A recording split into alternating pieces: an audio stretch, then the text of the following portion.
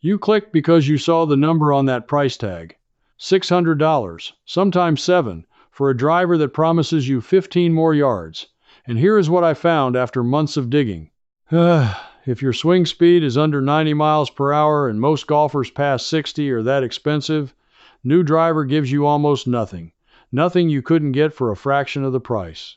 The physics simply do not work the way the ads want you to believe. It started because of my neighbor Frank, 71 years old, buys a new driver every single spring, and hits it the exact same distance he did a decade ago. One afternoon I watched him do it again, and I could not let it go. So I pulled the thread. And it led me all the way back to a quiet rule written in 2002, a document most golfers have never read, that quietly capped what any driver on earth is allowed to do. By the end of this, I'll show you the one adjustment from that research that adds real yards this weekend, using the club already sitting in your garage. No purchase, no fitting appointment, nothing new. Let me show you what Frank never figured out. The first belief I had to break was my own. I assumed, like you probably do, that a new driver must be faster. That engineers keep finding ways to make the ball fly farther every year. It feels obvious. Every commercial says it. But the deeper I read, the stranger it got. Because the ball is not allowed to fly farther, not off the face of the club. There is a legal ceiling, and every serious driver hit that ceiling almost 20 years ago. Here is the piece that stopped me cold. There is a measurement called the coefficient of restitution. Think of it as the trampoline effect, how much energy the face springs back into the ball at impact. The governing bodies of golf, the United States Golf Association and the R&A, set a hard limit on that trampoline effect. The number is 0.830. No driver sold for tournament play is allowed to exceed it. That rule was finalized for everyone by 2008, and here is the part that made me sit back in my chair. Drivers reached that legal limit years before that. A quality driver head from around 2006 or 2007 already had a face springing back at the maximum the law allows. So think about what that means. The face of a driver from 2007 and the face of a driver from this year are, by rule, springing the ball back with the same maximum energy. The single biggest source of distance, how hot the ball comes off the face, was frozen by law almost 2 decades ago. I did not believe it at first. It sounded like something a cheapskate tells himself to feel better. So I kept checking, because I wanted to be wrong. I checked launch monitor comparisons. I read the technical bulletins. I looked at the raw ball speed numbers, and they all said the same quiet thing. At the face, the ceiling is the ceiling. Everyone is already touching it. But that only raised a bigger question. If the face has been maxed out since before the last recession, then what exactly have they been selling us every spring for the last 15 years? Because they are selling something, and people like Frank keep buying. Let me tell you what they've actually been selling, and why it works better on you than you think. The answer is that once you cannot make the ball come off the face any faster, the only thing left to sell is the promise of forgiveness and the promise of feel. Bigger heads, new paint, a new sound at impact, a story about a new metal in the crown. Now here is where it turns, because there is a real thing called forgiveness, and it comes from a measurement called moment of inertia, how much the head resists twisting when you miss the center. That one is genuinely useful. A club that twists less on a bad hit keeps your ball straighter. But the governing bodies cap that too. The limit on head size was set at 460 cubic centimeters back in 2004, and the resistance to twisting was capped right alongside it. So the biggest, most forgiving heads the law allows have existed for 20 years. A large, forgiving driver head from 2009 is bumping against the very same wall as the one in the shop window today. So now I had 2 ceilings. The trampoline effect, frozen. The forgiveness, frozen. Both maxed out around the same time, both by rule, both long ago. And still the prices climb every single year. That was the moment my little project turned into something closer to an obsession. Because somebody profited enormously from you never being told that the 2 things that actually matter about a driver head stopped improving before your grandchildren were born. And it gets more pointed when we talk about you specifically, the golfer swinging under 90 miles per hour. Because everything I just described, the ceilings and the caps, those were designed around the fastest swings in the world. The professionals who swing 120. The rules exist to keep those bombers from launching the ball into the next county, but you are not that golfer. And here is the strange truth I did not expect. The slower your swing, the less any of that expensive technology can possibly help you. You are so far under the legal ceiling that the ceiling is not even part of your conversation. You could not reach the trampoline limit if you tried. Which means the entire premium you are paying, the whole story about the hottest face and the most advanced head, is built for a golfer you are not and cannot help the golfer you are. So if the head barely matters for your swing, what does? That question is where the real money has been hiding. And it is not in the part of the club they photograph. Let me show you where it actually lives. It lives in the shaft. And in one number almost nobody at the counter will say out loud to a man in his 70s, loft. Start with the shaft, because this is where I caught the biggest gap between what I believed and what is true. I always thought the shaft was just the handle, the stick that connects you to the interesting part. I was completely wrong. For a swing under 90 miles per hour, the shaft is the engine. Two things about it decide most of your distance, the weight and the flex. And here is the number that reorganized how I saw the whole thing. Many stock drivers, especially older ones and the ones marketed to serious players, come with a shaft that is simply too heavy and too stiff for a slower swing. When the shaft is too stiff for your speed, it does not load and unload. It does not flex back and then snap through at the bottom like a whip. It just sits there, rigid, and you leave free speed on the table on every single swing. Lightening that shaft and softening that flex to match your actual speed can hand you clubhead speed you already had in your body but were never releasing. I tested this with Frank. We took two drivers with the same era of head. One had a stiff, heavy shaft. The other, a light senior flex shaft, the kind that weighs around 50 to 60 grams instead of 70 or 80. Same man, same swing, same afternoon. The lighter, softer shaft picked up several miles per hour of clubhead speed for him without him trying any harder. And speed is the one thing a slower swinger is actually short on. Now, here is the part that made me almost angry. The shaft is the cheapest part to change. A proper light senior flex shaft is a tiny fraction of the cost of a whole new driver. Yet the industry sells you the whole club, head and all, to fix a problem that lives in the $12 to $40 stick, not the $400 head. Then there is loft. And this is the one that has been quietly working against older golfers for decades. Loft is the angle of the face. More loft launches the ball higher. And for a long time there was a stubborn belief in golf that real players use low loft, 8 degrees, 9 degrees. It was a badge of pride. Low loft looked strong, it looked like power, but the science says the exact opposite for your swing. The slower you swing, the more loft you need to carry the ball far, because distance in the air is not just about speed, it is about launch angle and about the spin that holds the ball up. A slow swing with too little loft launches low, falls out of the sky early, and dies on the ground. The launch monitor research on this is blunt. For a swing speed down around 80 to 90 miles per hour, the ball wants to leave the face at a high launch angle, often in the mid-teens of degrees, to carry its maximum distance. And you cannot get there with a 9-degree driver. You get there with 12 degrees, 13, sometimes 15. I want you to sit with how backwards this is. For years, the very golfers who needed the most loft were sold the least, because low loft looked manly and high loft looked like a beginner's club. Pride was quietly costing older men 20 and 30 yards of carry, so now the case was really taking shape. The head is capped and frozen. The distance actually lives in a light shaft and a high loft, the two things that cost the least and get talked about the least. And the whole marketing machine points your eyes at the one part that can do the least for you. And that knowledge, the real knowledge, the kind that was quietly buried while the prices climbed, is exactly what led me to put all of this together in one place.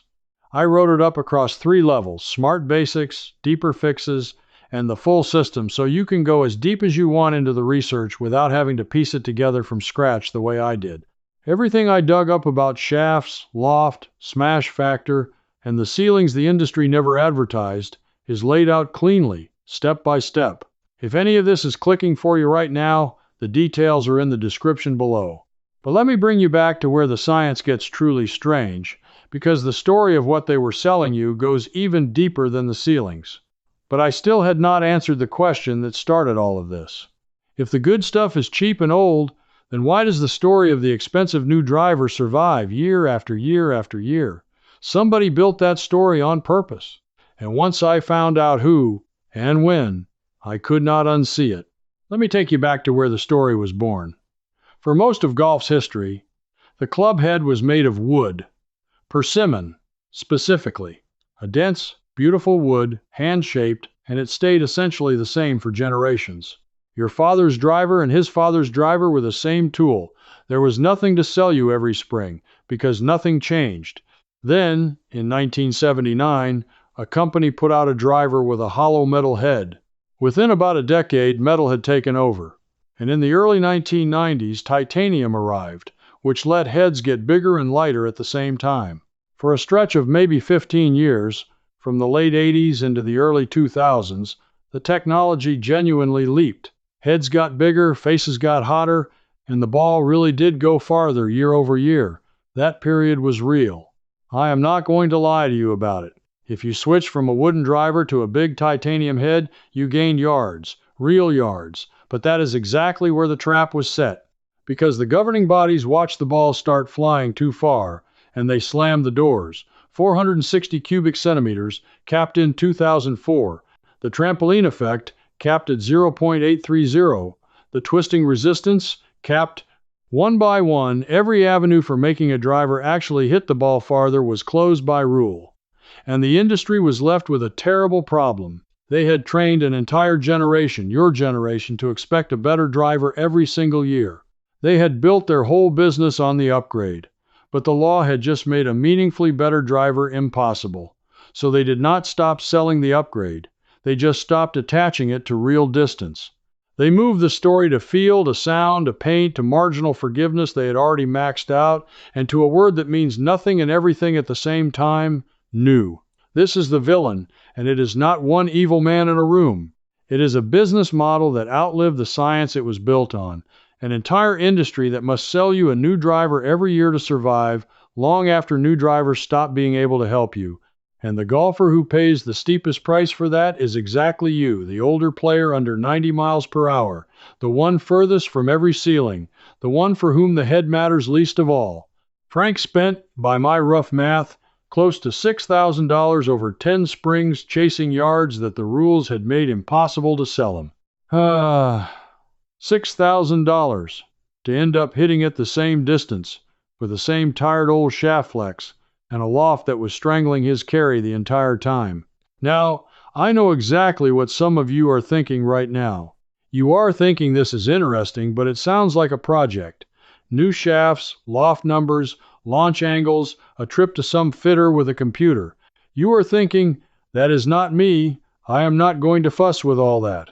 This next part is for you specifically, because the single biggest gain I found does not require you to buy one thing, change one part, or visit anyone. You can do it Saturday with the driver you already own. It comes down to 2 adjustments you make with your own hands, and they attack the exact 2 levers we just uncovered: launch and how you deliver the club.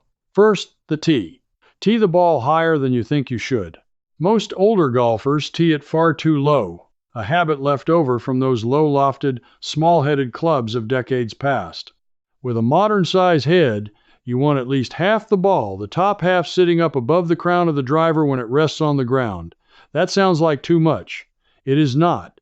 It is the setup that lets you launch the ball high without buying a single degree of loft. Second, and this is the one that quietly hands out free yards, move the ball forward in your stance, up off the inside of your lead heel, and set up so the driver meets the ball on the way up, not on the way down. Here is why that matters so much for you. And here is the number that made me test it 50 times to be sure. On a launch monitor, the angle your club is traveling at impact, they call it attack angle, changes your distance dramatically at slower speeds. A golfer who hits down on the driver, sending it slightly into the ground, launches low and spins too much and loses carry. A golfer who catches it on the upswing, with a positive attack angle of even 4 or 5 degrees, launches it higher with less spin, and carries it meaningfully farther. For a slower swing, the difference between hitting down and hitting up on the driver can be well over 20 yards. Same swing speed, same club, same body. Just a higher tee, the ball forward, and the feeling of sweeping up through it. I made Frank do it. Tee it high, ball forward, brush up through impact like you are trying to launch it over a tall tree. He did not swing one bit harder. And he watched a ball he had never seen before, high, floating, and landing a good chunk farther down the fairway. He looked at me like I had cheated. I hadn't. I had just given him back the yards his setup was hiding. That is the whole point of what I do. The fix was never in the store. It was in your hands, and in knowledge that quietly slipped out of common practice while everyone stared at the shop window. So do that this week, but do not leave yet. Because there is one more piece, the piece that closes this entire case, and it is the one the research led me to last, and it is the strangest of them all. Here is the question that had been nagging me the whole time. If the ball comes off the face at a legal maximum, and I have already helped you fix your launch for free, then is there any way, any at all, to squeeze more distance out of the club itself without ever buying a new one? And the answer I found sits in the physics behind that 2002 agreement I promised you at the start, the moment the governing bodies sat down and defined, in writing, exactly what a driver is allowed to do. That research revealed the one number that separates an average driver strike from a great one. And almost no amateur knows it, because it was buried inside technical language written for engineers, not for the man on the tee. The number is called smash factor. Smash factor is simply how much ball speed you get out of your clubhead speed. You take the speed the ball leaves the face, and you divide it by the speed of the clubhead. And because of that 0.830 trampoline limit, there is a hard maximum to this number for a driver. That maximum is right around 1.50. 1.50. That is the ceiling. That is the most efficient a driver strike can physically be under the rules. It means that at absolute perfect contact, the ball leaves at 1 1/2 times your clubhead speed, and not a hair more, no matter what you paid. Now here is why this closes the case. Most amateur golfers, and especially older golfers fighting a driver that does not fit them, are not swinging at a smash factor of 1.5. They are down at 1.3, 1.35, 1.4, and every bit of that gap is pure lost distance ball speed they generated in their swing and then threw away at impact by not hitting the center of the face. Do the arithmetic and it will stop your heart a little. A golfer swinging 90 miles per hour at a smash factor of 1.4 is producing a ball speed of 126 miles per hour. That same 90 mile per hour swing at the maximum 1.5 produces a ball speed of 135 miles per hour. 9 miles per hour of ball speed. That is roughly 18 to 20 yards of carry, found, from the same swing speed, with no new club at all, purely by moving your contact toward the true center of the face. And this is the secret finale, the thing the whole trail was pointing at. The most powerful, most expensive sounding upgrade in all of golf, more ball speed, is not for sale. It cannot be. The law froze it at 1.5. The only person on earth who can close the gap between your smash factor and that ceiling is you, by finding the center of the face. And centeredness of contact is worth far more to a slow swing than any driver ever manufactured. So how do you actually find it this weekend? For nothing. Here is the trick the old teachers used long before launch monitors existed, and it is almost forgotten now. Foot spray, dry erase spray, even a little athlete's foot powder, misted across the face of your driver. You hit 5 balls, and the powder shows you the exact print of where the ball struck the face every single time. High on the toe, low on the heel, or dead center. That white smudge is the single most honest coach in golf. It tells you the truth no salesman ever will, because once you can see where you are actually hitting it, you can move it toward the middle, and every millimeter you move toward center walks your smash factor up toward that legal ceiling of 1.5 and hands you ball speed that $1,000 could never buy. This is how the professionals and their coaches have chased distance for decades. Not with a new head, with centered contact, measured and improved, swing after swing. They knew the ceiling was 1.5, so they stopped chasing the club and started chasing the center of the face. And that knowledge, the smash factor ceiling, the powder on the face, the launch angle, the light shaft, the honest loft, is the whole case, laid out end to end. The head has been frozen since before 2008. The forgiveness has been frozen since 2004. Your distance was never waiting in the store. It was waiting in a higher tee, a ball played forward, a shaft that matches your speed, a loft that respects your swing, and a smudge of white powder that shows you the center of a face you already own. Somebody made a lot of money making sure you looked everywhere except there. Here is what I want you to carry out of this. You were never falling behind. You were never too slow, too old, or in need of one more purchase to finally hit it well. The tools were already in your hands, and the only thing missing was the knowledge that got quietly buried while the prices climbed. You just took it back. And that tells me something about you. You are the kind of person who suspects, deep down, that the simplest and cheapest answer was true all along, and that it got hidden precisely because nobody could put a price tag on it. That instinct of yours is correct.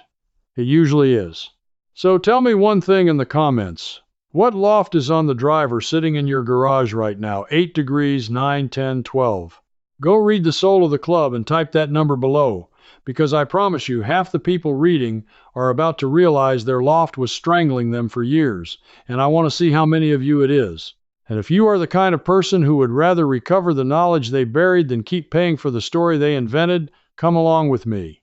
There's a whole group of us now, quietly reclaiming the methods that used to be common sense.